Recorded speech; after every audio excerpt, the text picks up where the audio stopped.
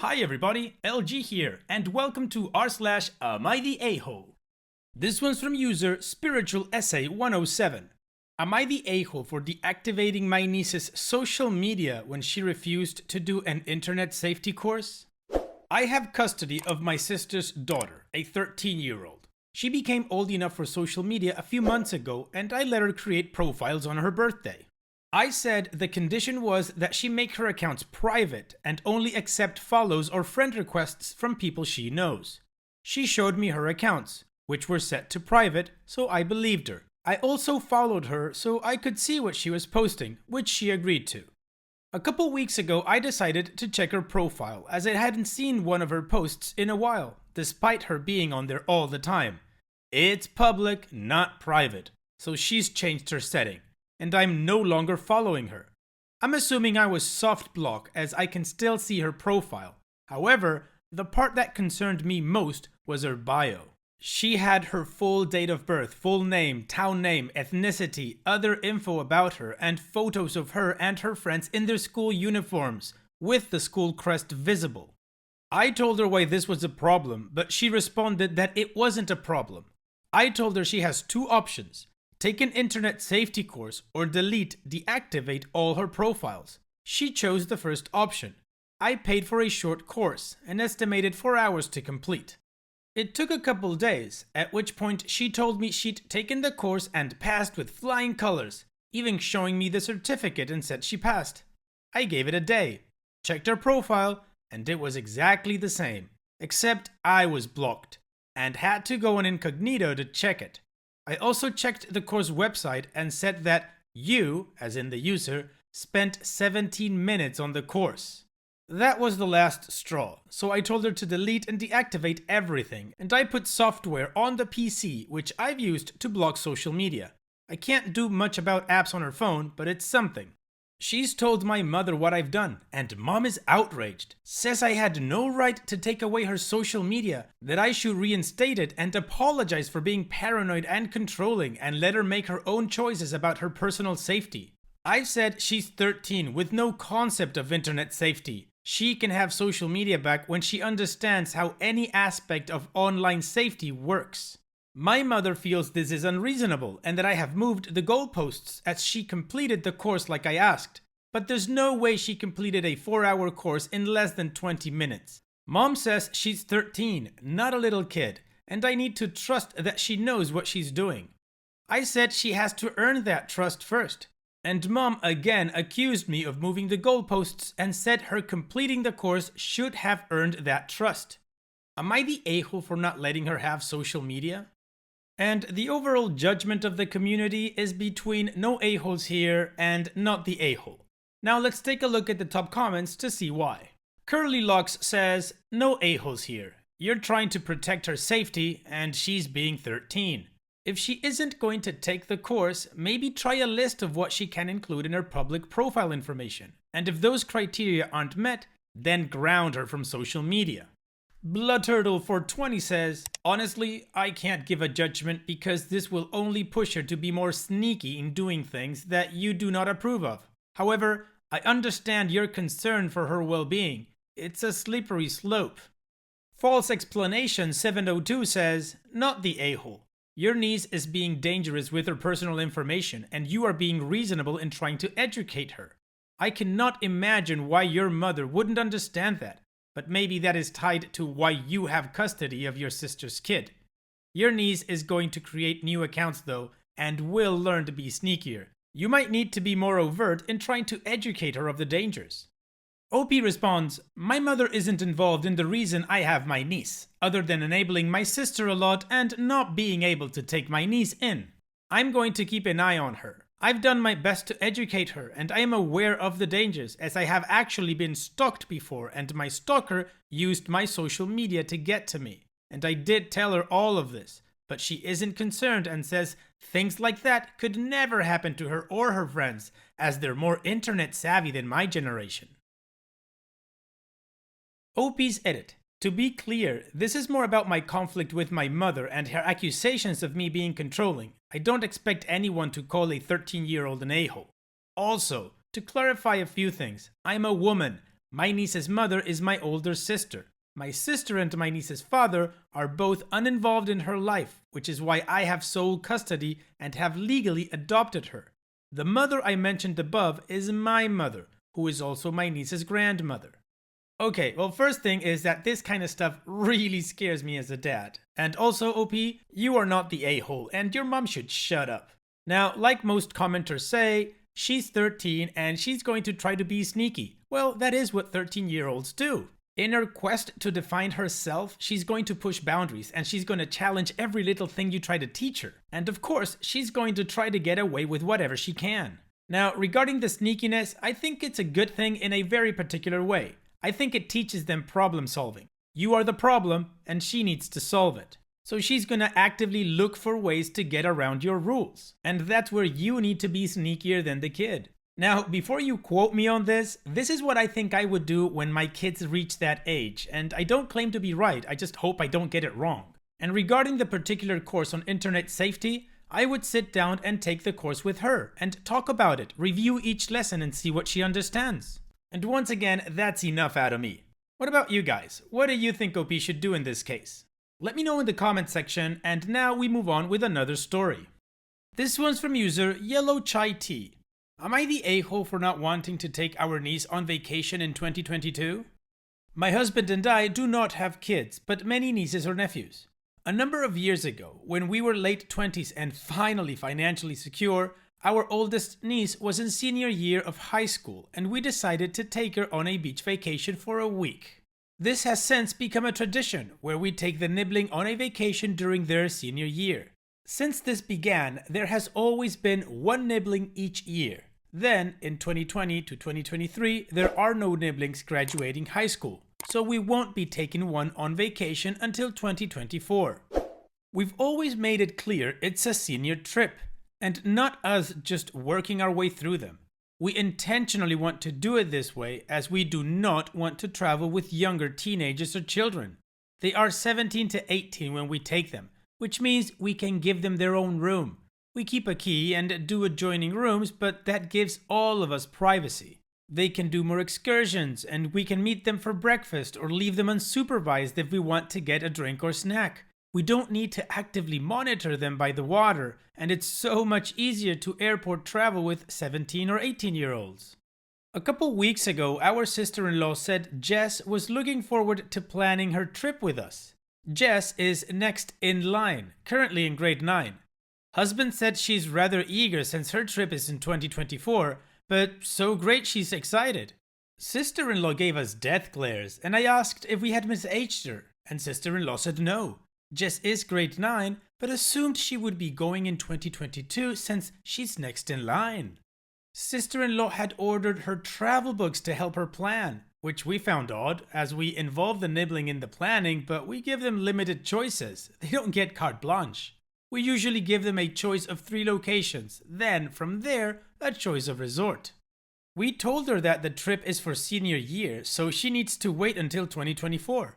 Sister-in-law was angry and Jess had a hard time with the pandemic, so we offered to fly her out to visit us for a week. We live in a major city, for a change of scenery, but the major trip isn't until 2024. Sister-in-law is furious. Jess is disappointed, but seems to get it. The older nibblings are on our side and said it was a fun thing for them in senior year, while other adults are conflicted, with some thinking we should just go through the list, taking one nibbling a year, regardless of age. We are not parents, so we maybe aren't as empathetic as we should be. So are we the a-holes for wanting to wait until our nibblings are in senior year to take them on vacation? Short edit. Nibbling is a gender-neutral term for niece or nephew. Did not realize it was weird until now. And the community judgment is that OP and her husband are not the a-holes. Now let's take a look at the top comments to see what they have to say about this. The Bainey says, it sounds like you made it pretty clear that it's a senior trip, not the a-hole. And how entitled is sister-in-law thinking she gets to complain about when you're taking her kid on an all-expenses paid vacation? JMLKO says, not the a-hole, your trip, your rules. And sister-in-law shouldn't be horning in on the planning. Beautiful Mistakes says, not the a-hole. I think what you guys are doing for your nibblings is so beyond generous and so amazing. Sister-in-law is an a-hole for telling her child otherwise. You have made it clear from the start. She didn't even talk to you about it first. She just bought travel books and is telling her child to pick a place? That's entitlement.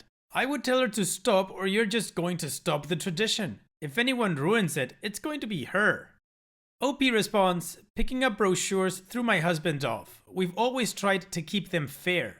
We usually pick places that are meaningful to the nibbling. So the first year we took the niece to Saint Martin, the Dutch side, as her biological mother, deceased, was Dutch and had traveled there. So thought it would be meaningful for the niece to go a place where her mother had walked and get in touch a bit with her Dutch heritage.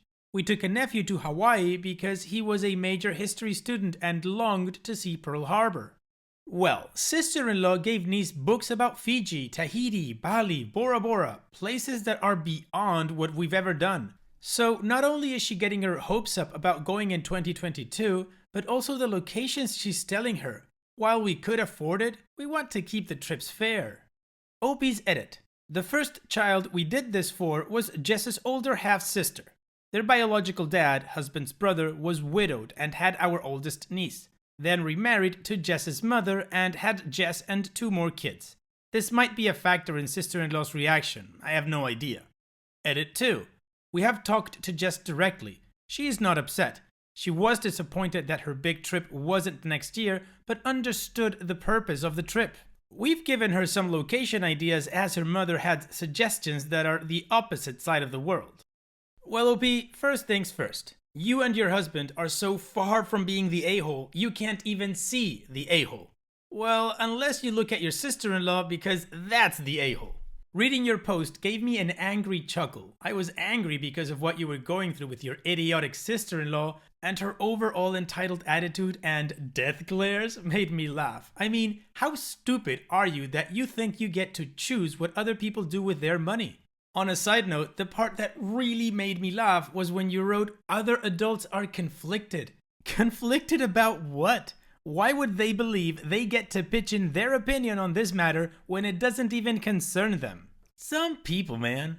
OP, you and your husband are just too nice for your own good, and people like your sister-in-law are always going to try to take advantage of that. If I were you, I would tell my sister-in-law that she has 2 choices. She can pay for her daughter's trip by herself, or she can shut the F up. So, what do you guys think about this whole situation? I mean, I know I could keep on ranting about the sister-in-law because, you know. But I'm not going to because I want to fit more stories in the video for you guys to enjoy. So while you think about this one, let's continue to the next story. This one's from a user that needs to buy a vowel. Am I the a-hole for refusing to pay my sister's college tuition and fees? My 21 male parents are paying all of my college tuition. I am going to a college far away from home, which is much more expensive than colleges closer to my home. I have no financial aid or scholarships. My parents were the ones who encouraged me to attend this college and not worry about the money. I have to take a 4-hour flight and a 2-hour bus ride to travel between my college and home. My parents have been booking my flights in first class rather than economy class. I will be working towards an even more advanced degree after graduating with the current degree I am on track to earn, and my parents will pay for my education then as well.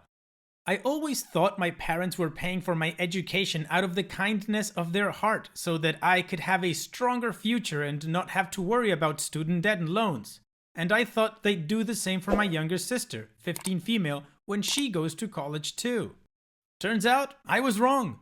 I was speaking to my parents on the phone today and the conversation soon went to college and the advanced degree I would be earning. My parents made it clear that they would continue to pay for my education with the exception that I pay for my sister's education when she goes to college. With our age gap, my sister would be starting her first or second year of college by the time I graduate with my advanced degree. My parents had never told me that them paying my college tuition came with strings attached prior to today. I wasn't expecting to pay for my sister's tuition at all. Had my parents told me about this beforehand, I might have considered going somewhere cheaper and taking loans as opposed to paying for my sister's education.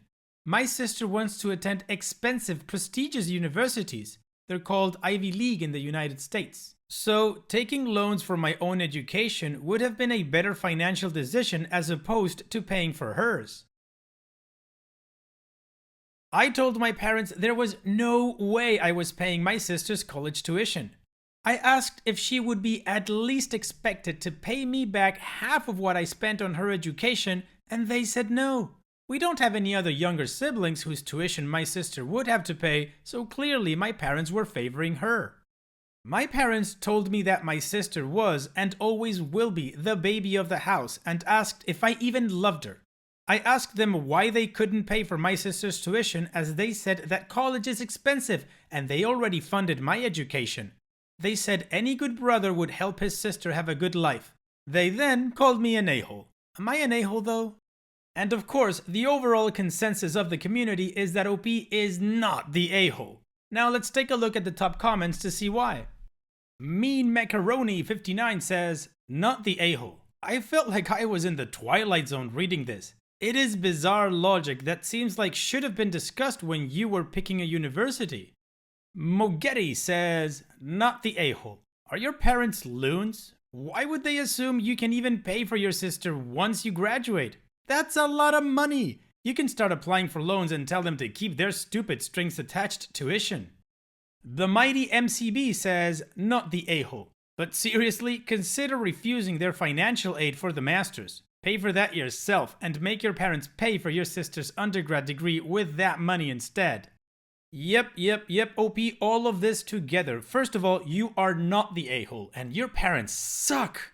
If I was in your shoes, I'd do what everybody's saying here. I'd tell them to get bent, to pay for my sister's tuition like they should, and then I would go for a loan to finish my education. And if they start trying to guilt trip me with all the money they've already spent on me, well, then I would start saving up as well to pay them back. That way, they can't hang anything over your head. Except for the first class flights, because they were paying them for you to go see them. So that's on them. I really tried to understand their logic, and I just couldn't see it from any angle. It's ridiculous and it's unfair. And what is with that guilt-trippy last line? Any good brother would help his sister have a good life. Yeah, of course, within their means, and that doesn't mean paying for their education, you morons. Anyways, what do you guys think about this whole situation and poor OP? Let me know in the comment section, and this is where we get to the end of the video. I hope you guys liked it, and if you did, go ahead and click like. And also, don't forget to subscribe and become a part of this awesome community. And if you'd like to further engage with the community, you can always join us in the Discord server. There's a link in the description along with other links that you might find interesting. So thanks again, thanks for taking the time to watch this video, it really means a lot to me. And having said all that, I will see you guys in the next video.